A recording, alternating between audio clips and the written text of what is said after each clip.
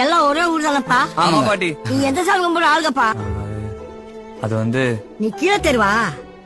அத்தா உங்க எல்லாம் நம்ம வீட்டுக்கு வந்து விருந்தாடிங்க. அவங்க எந்த தெருவா இருந்தா என்ன, எந்த சாமியை கும்பிட்டா உனக்கு என்ன? அட போட கூறு கட்டது என்ன சாதி என்னன்னு கேட்க வேணாமா? சாதியை கேட்டு நீ என்ன பண்ணி கிளிக்க போற? சாதி சாமி ரெண்டுமே வெட்டி சுமையாத்தா. அது தூக்கி எறிஞ்சாதான் வேகமா நடக்க முடியும். நீ உள்ளவா?